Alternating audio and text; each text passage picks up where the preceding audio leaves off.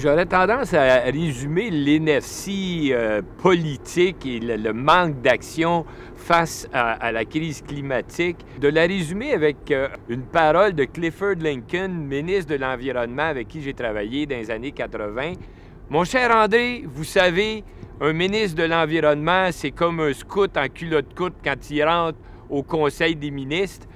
On n'est jamais pris au sérieux parce que les intérêts économiques, c'est beaucoup plus sérieux. »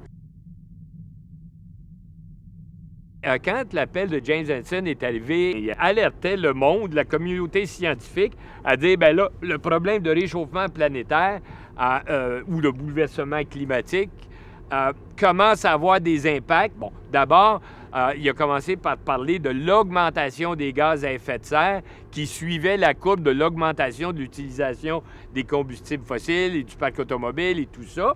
Et il disait qu'à un moment donné, on arriverait à un point où il y aurait tellement d'émissions que ça accélérait le phénomène.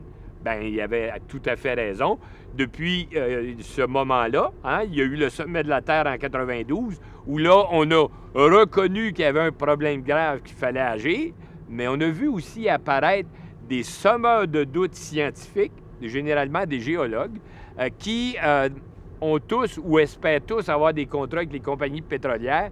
Et là, ils venaient dire que, bien, au fond, on s'énerve pour rien, c'est pas si grave, puis c'est pas prouvé encore. Mais bon, rendu en 2019, non seulement c'est prouvé, mais là, on est pris dedans.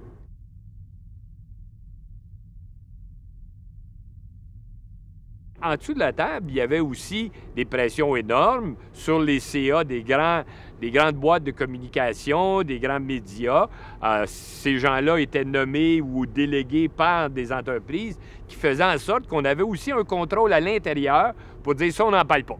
Bien sûr, on a aussi, avec la mouvance néolibérale qui est apparue vers le milieu des années 90, commencé à envoyer les journalistes expérimentés à la retraite prématurée et engager des jeunes qui étaient dans des situations plus précaires et sur qui on pouvait faire plus de pression. Les médias n'ont pas été à la hauteur de la situation depuis longtemps, depuis le début, mais même encore aujourd'hui. Bon, puis là, quand on arrive dans l'arène politique, bien là, ça devient encore pire, là.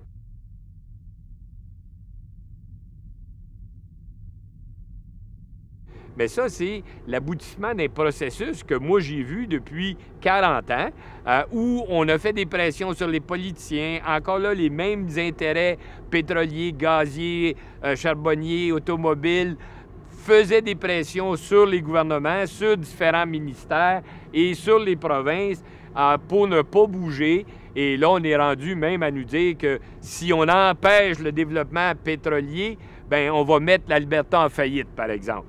L'Alberta vit les conséquences de ses choix. Quand ils ont décidé d'investir massivement dans le pétrole bitumineux puis de laisser tomber tous les autres secteurs, c'est parce que des compagnies pétrolières ont fait des pressions sur ce gouvernement-là. Et en fait, ils ont mis ce gouvernement-là en place. Et bien là, ils sont dans une situation complètement aberrante. L'économie va s'écrouler à cause du pétrole bitumineux. Mais là, on fait le chantage qu'il faut soutenir l'Alberta. Et qui encore fait des pressions? Bien, c'est toujours la même affaire. Ces compagnies pétrolières-là ont leur lobbyistes, leur boîte de relations publiques qui font aller dans tous les gouvernements pour dire la vie dépend du pétrole. Mais quand on regarde ce qui se passe avec la crise climatique, la vie des gens de nos communautés est en danger.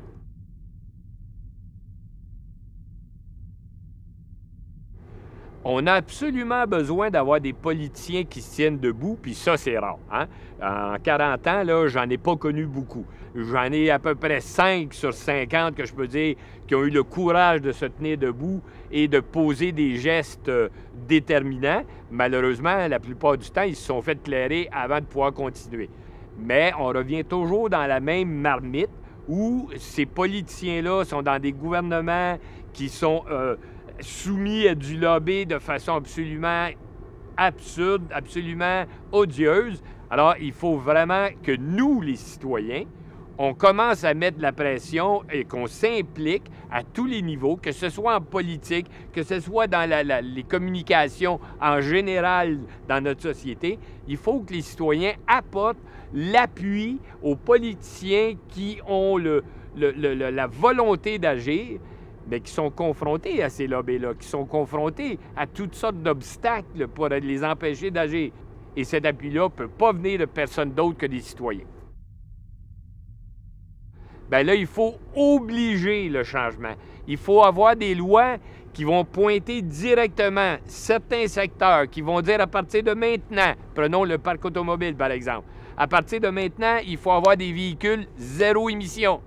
Pourquoi zéro émission? Bien parce que là, il y a tellement d'émissions de gaz carbonique ou de gaz à effet de serre qu'on est obligé de forcer l'industrie à bouger, parce que l'industrie automobile, qui est très proche de l'industrie pétrolière, ne bougera pas s'il n'y a pas des lois pour les obliger.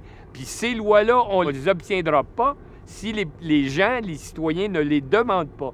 Et là, on pourrait passer tous les secteurs. On a besoin de légiférer parce que de l'autre côté de la barrière, il y a des gens qui ne veulent pas que ça change. Puis pour que ça change, ça prend des lois. Puis pour avoir des lois, ça prend des gens qui les demandent et qui soutiennent les actions.